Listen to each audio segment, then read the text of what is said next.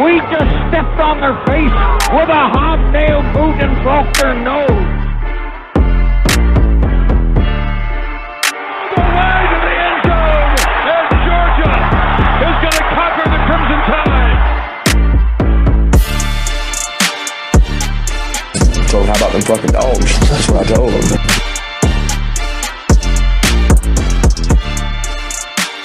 Hope it didn't take that long again. Go Dogs.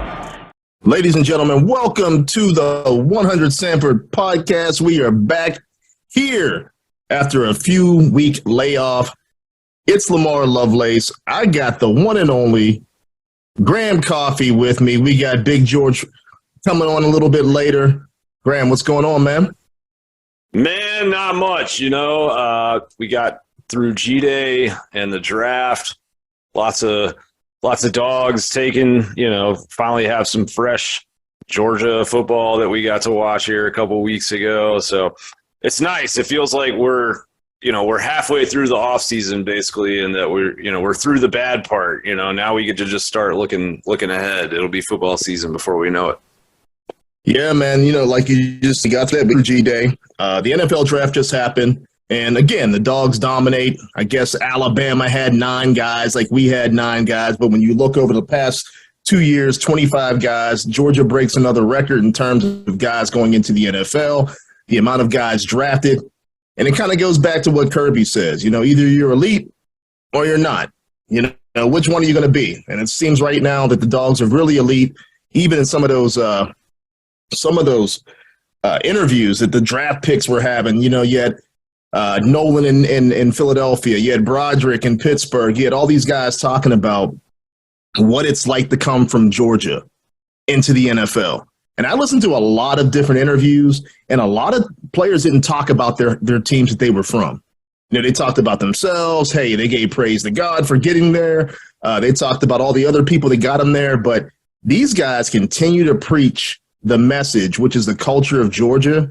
And I think, to me, over the last few weeks, that's what's come out more than anything else, is the culture that they have built in Athens, which is why a team like Philadelphia goes into Athens and says, you know what, I'll take 5 of those guys on my defense. Why teams are really poaching the players that come from Athens. Either you're elite or not. And right now we're elite. What are your thoughts, man? Absolutely, yeah. And I thought back to when Glenn Schumann was reached out to by the Eagles to interview for that job as their defensive coordinator. And they talked to 10, 11, 12 candidates, and he was one of the final 3 that they wanted to bring back for a second interview. And I've heard from some people that, he was the guy that they were targeting to hire for that job. And, he decided to come back to Georgia. He took a raise to stay in Athens. He's making nearly $2 million a year now, but it just drives home how much respect that, not just the NFL, but really that particular organization has for what Kirby Smart has done. Because Glenn Schumann is the closest thing we've seen to Kirby since Kirby, right? He's kind of baby right. Kirby. And, you're not getting Kirby, right? And so you can't get Schumann either, at least not yet. And what do? You go and get a bunch of guys that have been developed by him and Kirby and Will Muschamp and Dan Lanning previously. And I think it's not just a compliment to the players and how they play the game and how they execute and the high IQ they have when it comes to playing defensive football. But I also think that it speaks to the culture at Georgia, right? Which is kind of ironic considering the offseason that we've had and some of the conversations that have gone on nationally or that have been started by the Atlanta newspaper or whatever. But right. You don't bring 5-6 dudes from the same program that play together and were really kind of the core of that team in a lot of ways, and were high up in terms of the kind of leadership hierarchy, unless you want to replicate that. And it's not just the Philadelphia Eagles bringing in Georgia's defense, like they are trying to take the culture that has been built in Athens and get some of that in their building. And I think that really says more than anything about what Kirby Smart has done. Yeah, man. Is that George, Big George Foster? Yes, Who's joining the building? can y'all hear me? Because I'm trying to do something different. I have to. How do I say? I have to pivot, or I have to, I had to call an audible. And You're adjusting on the fly. Yeah, I had to call an audible. And so I'm sitting here at these train tracks because I couldn't get still. And so, but how's this mic working? How's this Beats by Dre microphone working? You sound good, man. Yeah, you sound good, man. If I was a woman, I'd say you sound sexy, but Hey! I can still, I still got my Barry White on. I heard you talking. I don't know where the conversation started, but just where I picked in up on it. Graham was talking about Philly getting all the dogs. You know what crossed my mind is, and I could be thinking too deep into it, is this an experiment of sorts? When I say an experiment of sorts, meaning, of course, you won't be able to try this with every college team because most college teams are not going to have, that many worthy draft picks, on one team. But I wonder if it was like an experiment to see how, if having that continuity and familiarity between your roster coming from college to pro, if that will kind of, pay dividends. It'd be interesting to see. Of course, all those guys will have to make it to the field. You know what I mean? But it'd be interesting to see. Well, I think Graham was, in a way, alluding to something like that.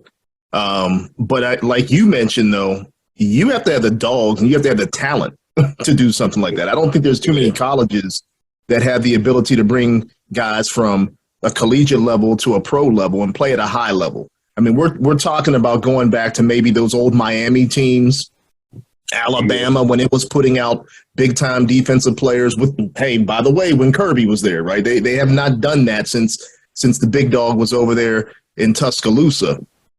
You got to have those type of, guys that can do that. And when you're recruiting at a level that George is recruiting at, high 4 stars, 5 stars, and if they're a 3-star, they're still developing them into 5-star type athletes, then yeah, it's probably going to be something you can replicate in the NFL. You can go and poach Georgia players over the next 3 to 4 or 5 years and build your whole roster with a team that was all recruited together, that bonded together, that developed together, that built a culture together. And like I was telling Graham before you got on, when you listen to the interviews of Georgia players, Nolan in specific, talk about the culture, what that culture means, what it's going to feel like to play next to his dogs. Man, I mean, that's a built-in home. I mean, even Todd McShay, which has been driving me crazy. I mean, the guy's on my last nerve, the way he keeps going after Jalen Carter. Really, I mean, he's kind of pissing me off. I'll be honest about it, because I don't think there's anybody else he's really going after like that in terms of his football character and everything else. But even he said, when you do have a guy like a Jalen Carter and all of a sudden you bring him into Philly and he's playing around his guys, he might be more accountable to play with those guys and be held more accountable to be able to play within that system because they are a culture and they are a unit. So I could see that. Question. No doubt about it. But I mean, I don't know if there's too many other teams that can do it. I mean, not now. Yeah, like I said, it could be a singular experiment, just within that organization to say, okay, I wonder how this is going to work, because they didn't have to draft all those Georgia guys and then trade it for another. You know what I mean? But there's a reason. There's a reason they did it. You know what I mean? Yeah. And it could be for continuity's sake, familiarity's sake. And they just happen to be really good players. You know what I mean, as well. So it's going to be interesting to see how it unfolds there. Yeah. Well, guys, we had a special guest that was coming on tonight. And like you said, George, we had to call an audible. I mean, everything was kind of built around that guest, and we are going to get him on at another time.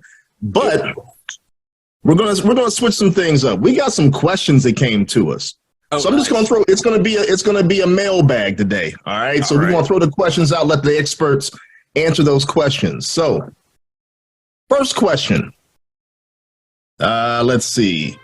Has anyone left the roster through the portal that has a significant impact on this year's 2014? What are your thoughts on that? So I think that the one that would be most likely to say yes about would be Bear Alexander. But my argument against him really being much of an impact is that Bear Alexander, what he is he's an athletic 3-technique defensive tackle who is explosive with his first step and can rush the passer, right? Like he's not really a run stopper, which means if you play at Georgia and you're not a run stopper, then you are not a 3-down defensive lineman. You are you're a passing down specialist. Which you're a is specialist. Yeah. What he is, or what he would have been for Georgia. And my real belief is just that Georgia's got a lot of dudes like that on their roster already. Like Warren Brinson kind of fits that mold. He's gotten better every year as a run stopper, but that's definitely his strength, is kind of his athleticism at that size. Ingram Dawkins, another guy who, has played across the front of that line. And even in certain passing situations, in 3rd and longs, we have seen Mykel Williams slide inside so that Georgia can put 2 true stand-up edge rushers on the field. So I don't know how much it really changes how they play defense, or, maybe he would have had a few sacks that he doesn't have otherwise, but also maybe the guys who are on the field in his spot are creating those plays as well. I mean, Kristen Miller on G-Day, did some things that a freshman defensive tackle normally doesn't do in terms of his hands and the way that he was kind of able to set up some of those guards for some pass rush moves. So I don't think it has a very big difference on Georgia's defense one way or the other, unless guys start getting hurt and, you're missing that depth. Right. Yeah, I totally agree. I say, now granted, it probably won't affect the team because of, how we reloaded, but AD was a significant player. Oh, that's a good one. I forgot about AD. That entered the portal and is now at Texas. I got some guys that, some of my old teammates and stuff that are out there and everything, and they definitely love having them. Oh yeah, they definitely love having them at Texas. So he will be one. Of course, we reloaded. Of course, we had talent already. We picked up some more guys in the portal, but he would be a notable loss from the portal into the portal. Rather. Yeah, you're right about that. I forgot about him. I mean, you're talking about a guy who made, the game-winning catch against Ohio State, and the go-ahead catch against Alabama in the playoff 2 years in a row. You can't pretend he's not a big-time player. Right. Yeah, and I have to echo what both of you guys said, but I have to counter on the offensive side, because when you go out and you get, a Dominic Lovett, a Ra Thomas. I mean, one thing about Kirby and this coaching staff, they're always a step ahead of what everybody else is. They have the pulse of the room. They kind of know what they have to replenish before they lose certain things. Now, I don't think anybody could have necessarily foreseen Bear leaving. Heck, I know as fans we didn't, going into that, coming out of that national championship run, but they get a pulse. They know what a kid is like. They know what the family's like. They know what the handlers are like. And I'll throw all those things out there. They know all those things. So They have to have a pulse of what's going on in their room.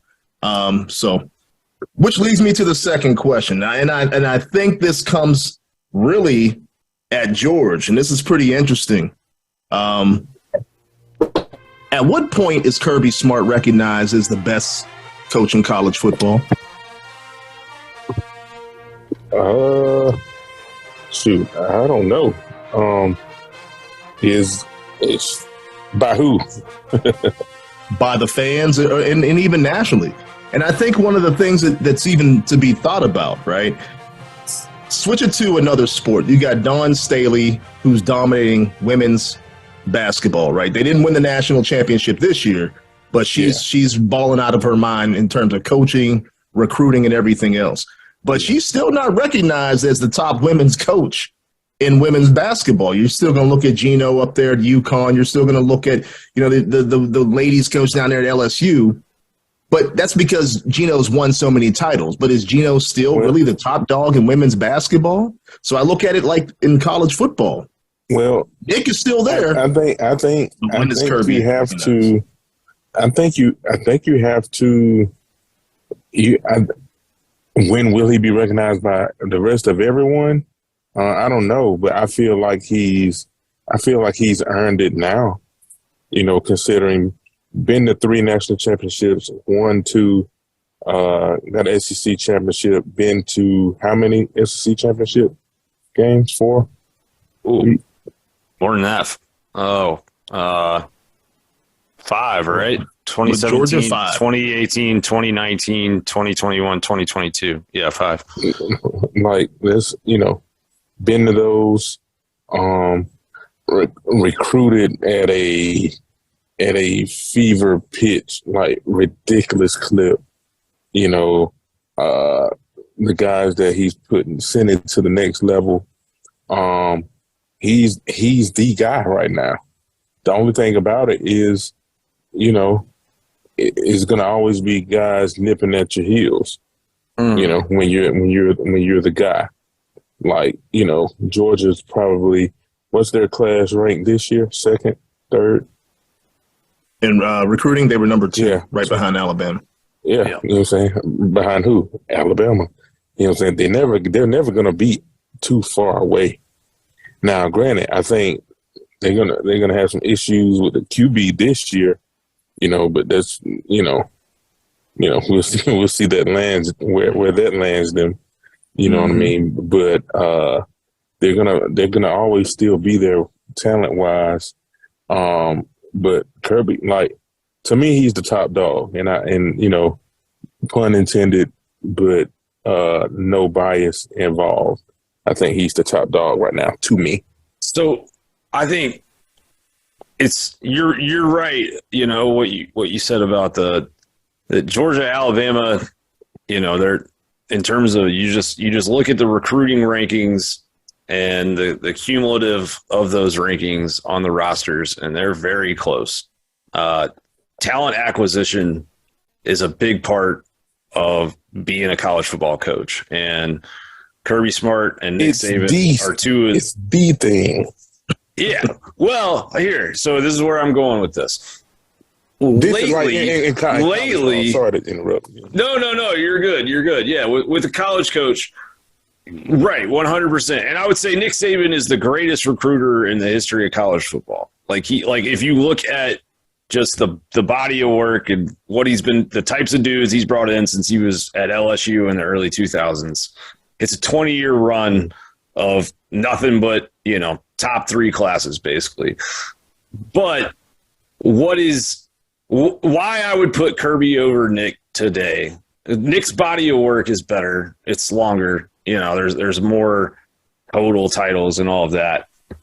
But the difference is that Kirby Smart, like, you look at the style of football that Georgia's playing, and what do they look like? They look like what Alabama did in their most dominant stretches of their dynasty under Saban, whether that was the late 2000s, early 2010s.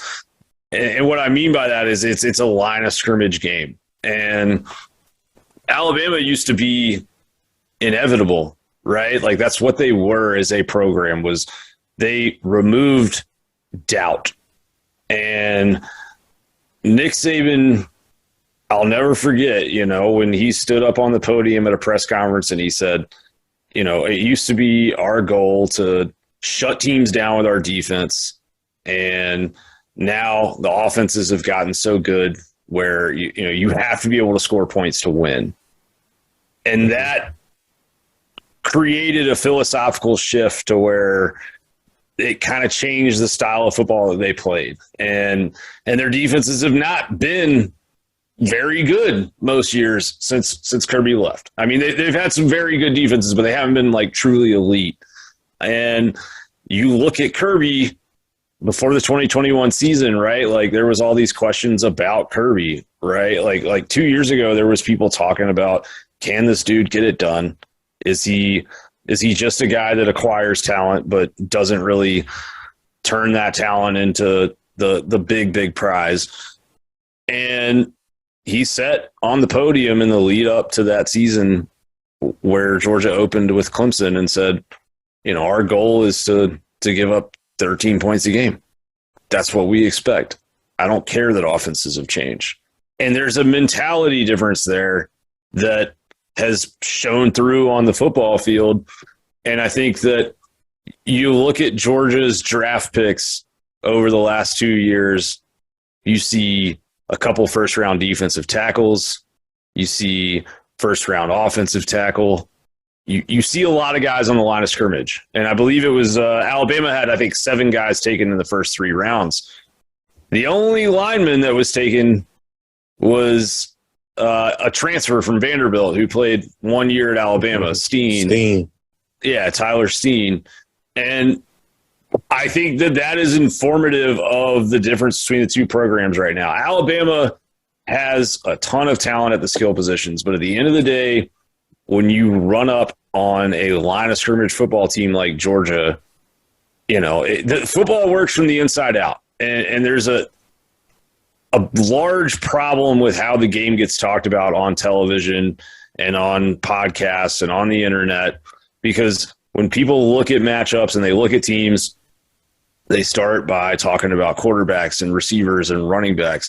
And all of those things are great and they're exciting, but all those things can only do their job if the offensive line is able to block. And the same thing happens on the other side of the football, right? If the defensive line can't stand up against the run, then it doesn't matter how good your number one corner is, because he's going to be erased.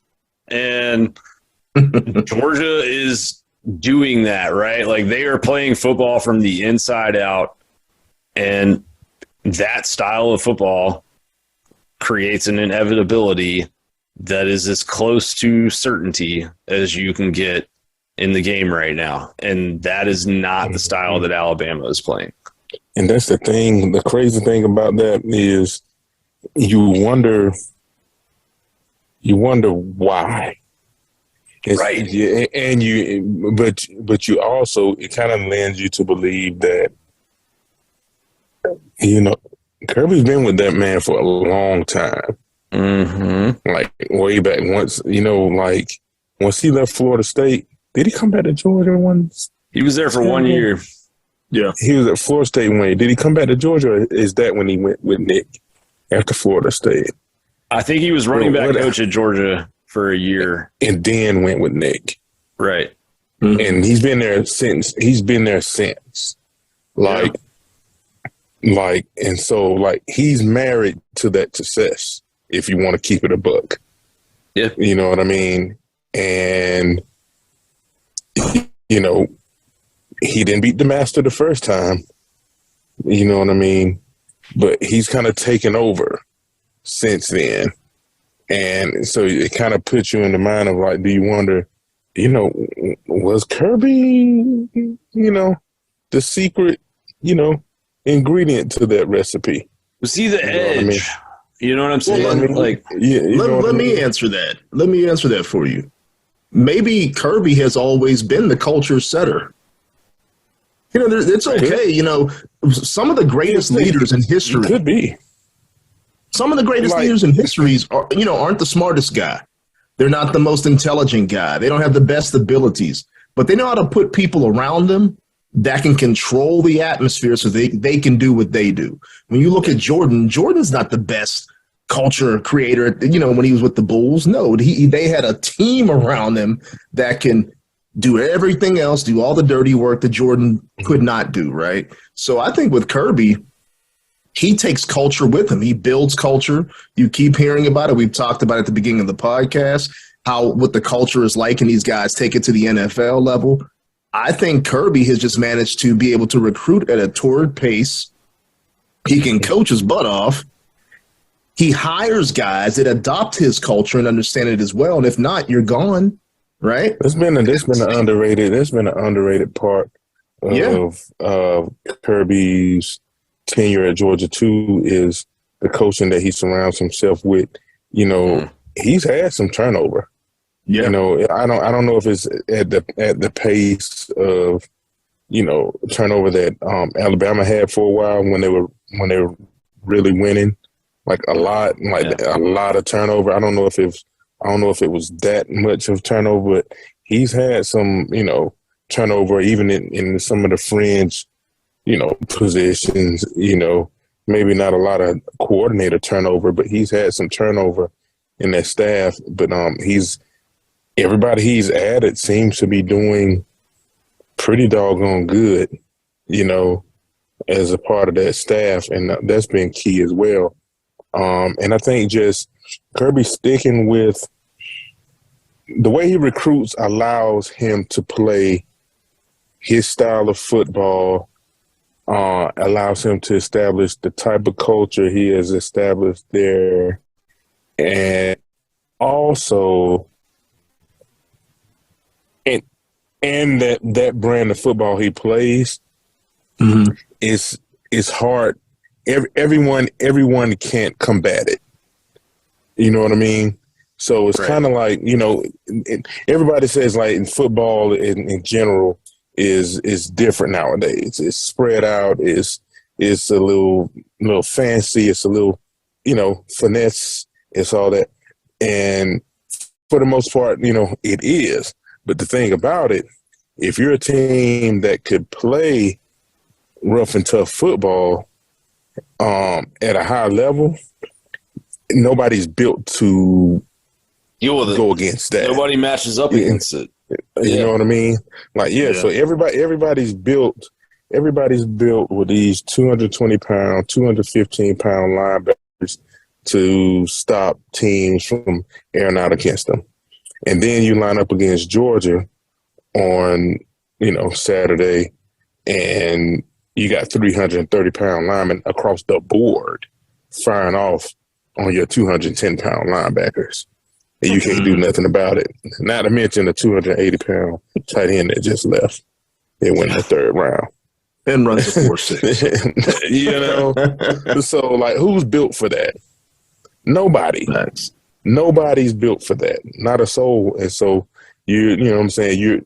You're built, these teams are built for the modern era of football, but if you got a throwback that can recruit at a high clip and also add some wrinkles of the modern times, they're hard to deal with. And Kirby's in it. He's in a mode right now.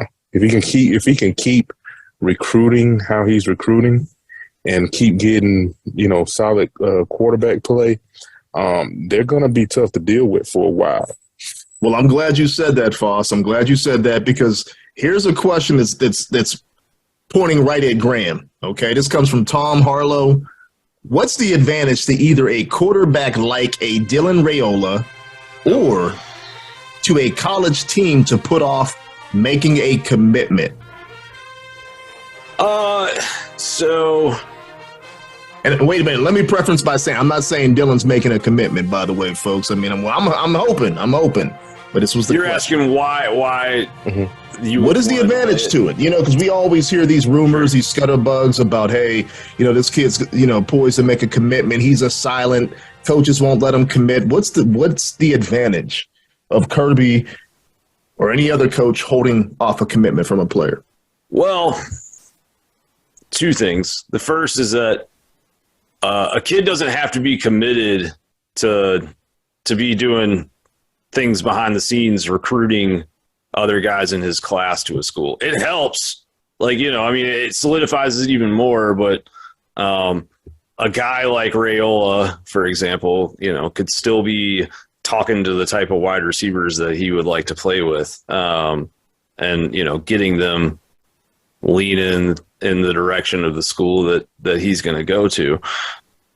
With why a coach would want to do it, and I've always said this about Kirby Smart, like Kirby understands the way that we consume football today better than almost any college coach that I've really paid much attention to. Like, he gets the modern media cycle and he understands how fickle momentum is, right? Like, you will see a lot of times, some kid from 2024 or 2025 or some future class will decommit that might have been committed for a little while, who's still only a sophomore in high school or something. And maybe one or two of those comes down in a 4-day period. And then the chatter on social media or other places is, hey, Georgia's not doing well in recruiting right now. Georgia's losing a little momentum. And then Kirby calls up some 5-star kid like Dylan Raiola and says, all right, now's the time, throw the A stack. And I think the other side of it too is that, like, a kid like Raiola is unique because his recruitment is one where he gets to dictate terms. Like, if there's a chance that he could be in your class, then you're going to wait on him. But there were other 5-star quarterbacks in the 2024 class who Georgia was in conversations with this time last year and through the summer, who Kirby, said, hey, like, okay, you have permission to commit. Like, if you want to commit, there is a spot for you in this class. And they didn't. And then, maybe a month or two later, they decided, hey, I do want to commit to Georgia. I'm ready now. And the ship had already sailed. And it was like, well, you had your shot. We've moved on to other targets. So I think when you're Georgia right now, like, you get to dictate terms in recruiting in ways that most schools don't. You get to kind of basically pick between the 5-star kids that you want. There's not just 1 or 2 5-star kids that you have a chance at and that you're hoping maybe will come down to your school. It's like, all right, well, this one doesn't want to come here, but we still really like this guy, so this kid seems like he's ready to commit. Bird in the hand is worth 2 in the bush kind of thing. So I think that is the logic behind some of that stuff. I think, let's just address the elephant in the room, right? Like, Raiola was set to commit here a couple weeks ago now. And then, that news started leaking out, which is fine in and of itself. But a reporter from a recruiting website, a national reporter, called up his dad at 6 o'clock in the morning and said, hey, is your kid committing today? And once that happens, then, the surprise is kind of ruined, right? So I think that, I guess what I would say is, we might see public commitments happen at certain points in times, but more often than not, I would say, 8 or 9 times out of 10, the staff has known for a while that kid is coming to school at Georgia or wherever else. It's always better when it's public because there's public pressure. And with a kid like Raiola, you'll have a domino effect of players who want to play with him. But yeah, I think it's just the manipulation of those media cycles and trying to always keep the perception positive of your program. Hey, George, have you ever heard of anybody, or did you guys do that when you were playing? Hold back commitments, certain launches of commitments. I'm just now learning about this new school of recruiting, man. It's all wild, man. I didn't know till recently that, and it kind of makes sense with the holding kids off, telling when they can repeat. Like, it's kind of like, like spreading out the commitments and stuff, and like learning, and I'm learning the why that it happens and it kind of makes sense and this, that, and the other. But this all new to me, you know. Now, maybe it could have been happening behind the scenes during my day, or maybe I was part of it and I didn't know it. But I feel like it's something that was different, you know. This is a whole different game, and I don't quite know when it started. I think it started with social media. I think it started with social media. I mean, if you think about it, right, there was always recruits that got mentioned in the newspaper, the national newspaper, the Sports Illustrated. You know, when the Sports Illustrated would have their top 100, Streets and Smiths would have theirs, you know, stuff like that. But there wasn't really a system, orchestrated system that would alert you to when a recruit was going to your school, your favorite school. It just didn't happen. You just basically found out whenever, you know, the school itself released their signings at their signing day. That's when you found out.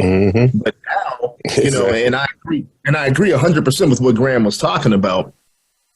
And that's why you have teams like Georgia orchestrate what they're doing. It's a calculated movement. It does. It creates avalanches. It creates the emotional effect of a recruit that's sitting there saying, dang, I can play with Big George. Dang, I could play with a Dylan Raiola. And then Dylan calls him up and says, hey, man, I know you want to play with me. Look, I got Big George protecting me on my left side. I'm going down, you know, I'm going down deep with you on the right side. That plays in. And that's different, man. That's like we didn't get that type of to build that type of camaraderie or familiarity unless it was an official visit. Like official visits are different now. They're done at different times now. Like I saw something about an official visit, somebody slated for, I forgot what school it was, somebody slated for June or whatever. Like we didn't do that. It's like official visits was done like after our football season. Right. You know, in high school. And so like, but that's where you met up with your guys. You know what I mean? I remember, you know, who was at some of my official visits and some of my game unofficial visits during the game. Like that's where we all got together, or postseason award shows and stuff like that. And like I just got some pictures the other day. I think I posted one on Twitter the other day of, you know, me, John Stinchcomb, Jesse Miller,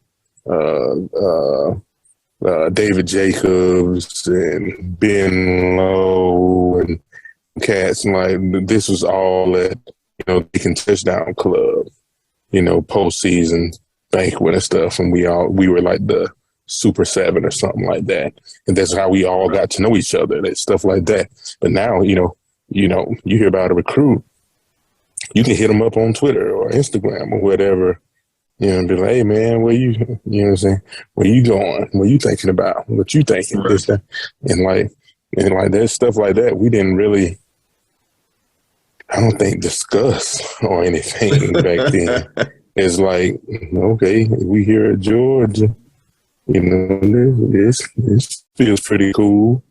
You know what I mean? And then you just go about your business and you commit, like you know, like a commitment was like a commitment was a commitment back then. Between, like, on behalf of the athlete and on the behalf of the school. Like now, like now, a commitment is different. Like soft commitments, and commitments with like conditional commitments. A school can like pull. The school can be like, no, you know, you can try somewhere else. You know what I mean? Like that's crazy, right? Like that yeah, school. Like in a way. So in a way, I get these kids that want to, you know, keep their, you know, exercise their agency, so to speak. Yeah. You know what I mean? So, I get it. You know what I mean? At first I used to be like, oh man, these kids, wow, man, they ain't loyal, blah blah blah blah. these schools ain't loyal either. Yeah, and if you think about it, it's become such a big game, though. Even the schools themselves, that's why they have the soft commitment. That's why they can, it's a conditional commitment, because the athlete too has become a little bit flaky, right? So, and at the same time, if you're building something, as we talk about it, and we're just using Dylan's name as an example. Heck, we could use an Archie Manning who committed last year as an example. Look at Texas, their recruiting class. As soon as Archie committed, heck, do you think they were worried about their second quarterback that committed? No, they knew the avalanche was coming with the guys that wanted to play with Archie, because they knew that there was going to be NIL money flooded there. They knew that there was going to be opportunities of getting the ball, because they knew no Sark is going to throw the ball all over the place with an Archie Manning. The recruits knew. It's the same thing that happens with any school. They are making sure that they have the best avalanche of talent that comes down that pipe with them. But again, I hate to say it, but I love to say it. You got to go back to Kirby and what these guys are doing, because I think they do it a little bit higher, at a higher level. They make sure they have this perfect algorithm of guys that are completely culture and then guys that are just a little bit edgy. And I think those are the guys they really hold those schollies out for, to say, okay, if this guy wants to commit, I don't care how edgy he is, because we got the culture that can control it. And if we don't have the culture, we got coaches on top of that. We got mentors on top of that. We got guys that can communicate at a higher level with this guy that can keep him dialed in. I think that's why Georgia's doing it at a whole nother level than anybody else. Yeah, man, they doing it extra big right now. And so they got the system going. They're getting the guys, the type of guys that they want. Like I kind of noticed it with, back in the Bama, I hate to keep talking about Bama like past tense, like they not racking up wins and top classes still, but like in their super heyday of going to the national championship, like consistently, it wasn't always every 5-star, every 4-star. They were picking the 3 stars that fit their system. The 3-star linebacker that they want, 3-star D tackle that they want. People that fit their system, and that's what I feel like Kirby's doing a great job of, getting the guys that fit Georgia in the brand of football that they want to play. And you also got to have the right kids from the neck up too. Mm-hmm. Everybody just knowing what they do and what they go through. Everybody can't handle it. Yep. Everybody can't handle it. You know what I mean? Like, when I was the type of kid that I ain't know no better. I do whatever you tell me to do. You know what I mean? Plus, I came from, we was pretty tough down there in Macon. You know what I mean? But I would do whatever you told me to do, and that was that. You know what I mean? I was trying to be the best. I was trying to be the best player that I can be. So I was down to do whatever I was supposed to do. You know what I mean? Some of these kids, and plus I wasn't, in my mind, I wasn't this top tier recruit. You know what I mean? I was just happy to be there. You know what I mean? I was happy to be there. You know what I mean? Well, run 21-10s. I coach bet. You know what I mean? You know what I mean? To me, I didn't have the luxury of being a difficult kid. Right. In my eyes. You know what I mean? But you have some of these guys, especially a lot of these kids are entitled these days. You know, Very, they're the big fish. They're the big fish. All of them are the big fish. Yes. You know what I mean? In today's age, Foss, when you look at it in today's age, man, you got shoe companies. They, you know, especially like you cross over to different sports, basketball and everything else. You got shoe companies coming at them, apparel companies coming at them. You got NIL dollars coming at them. You got agents already for kids that are in high school. So yeah, they're entitled. I mean, they're driving cars better than what we got. And we grown men with families and everything else, you know what I mean? And they're driving that at 17, 18, coming on campus talking about, I mean, we go back to Bear Alexander. He made a statement. He said, look, I was driving a Porsche when I was in high school and I'm driving one now. I'm going to be the same player. Wow. What a statement to make. You know, talk about entitled. You know what I mean? But when you talk about that entitlement, that's crazy, man. But like you said, it is the truth. It's a different style of athlete, different from the head up. And it takes a special type of community of people to deal with that enablement all the time. I mean, it's constantly turned on. But like you mentioned, and you have your ear to the pulse of the organization, as we call it, it takes a special kind of person to deal with the pressure cooker that's built in the house of pain. It takes a special kind of person, and from the head up or neck up. And if you can't handle it, I think that's why, one, we see some of the guys leave that have left. I think that has to do with it a lot, because you don't want to deal with that all the time, and you still feel you have the ability and the talent to get to the next level no matter where you go. But what these guys don't. And a lot of them have.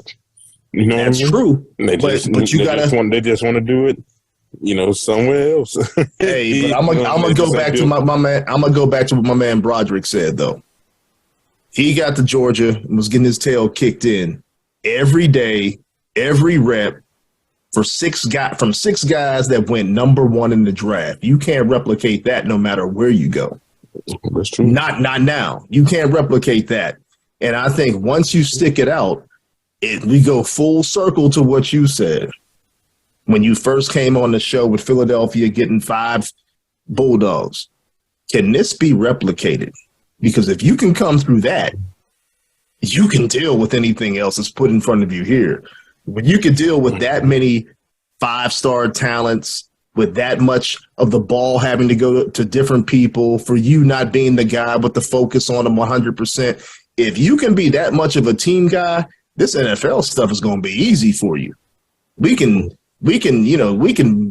mold you into whatever we need to mold you into, and we're not going to have any issues. You're going to be sound. You're going to be technically sound. You're going to be mentally sound, and you're going to be able to handle this responsibility. It's not with every guy. You know, you're going to have some guys that fall through the cracks. I think they can go to some bad organizations on top of it, but it kind of goes full circle where I could see a team really saying to themselves, hey, I know where I can go. If I got to get a guy to fill a spot, I'm gonna go to the well that I've gone to for a long time that I know I can get some good fish out of, and that's Georgia. That's Athens. The last question of the day: does the team internalize disrespect with national rankings? Meaning, right now they're preseason ranked number 3 in a lot of people's eyes, 3 or 4. You're talking about a back-to-back. Really? I didn't know that. Yes, sir. Talking about power rankings. Yeah, these are people. There are people coming out talking about after spring day, Georgia's ranked number 3, and some have actually said, 4 or 5. Is that disrespectful? I think it's very disrespectful. Do I think? I think somebody wants. I think the national media wants to see a 3-peat, just to, you know what I mean? Oh yeah, it's great for ratings. It's great for stories. Yeah, because they know we all know now what Kirby's gonna do with that, right? Oh yeah, like it was known. We figured out Kirby's MO this last year, with having the guys thinking that nobody said they had a chance. Nobody said that, man. He's coming off a national championship. Nobody said that, dude. But Kirby had them believing that. Right. Had them believing it. And so, coming off another championship, recruiting how he's recruiting, and that being put out into the atmosphere again. Like, I think, for one, I don't think he's going to have to do much to convince these guys that they're being disrespected. I think they're just going to play the brand of ball that they're used to playing. You know what I mean? Mm-hmm. But he's going to figure out, he's really good at what he does, man. He's going to keep them guys, locked in for the whole year. You know what I mean? And it plays into his hand perfectly, man. You lost leaders. So he's going to be challenging guys to be leaders. You lost your quarterback, your 2-time national championship winning quarterback, Heisman finalist, QB. You lose him. So now you're gonna make sure the quarterbacks you do have on the roster have chips on their shoulder. You got guys going to the NFL at a high clip. You can use that as motivation.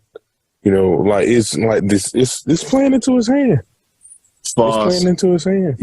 I'm going to bang this table, man, because what you did not realize is that, it's either Alabama or Ohio State that they have over Georgia. Either, they can flip-flop at one or two.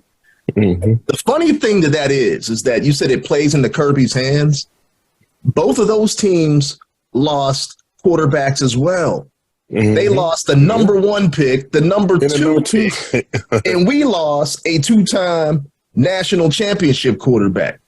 Now, at the same clip, we lose a few people on defense, a few people on offense, but the cupboard is still completely loaded with explosive players.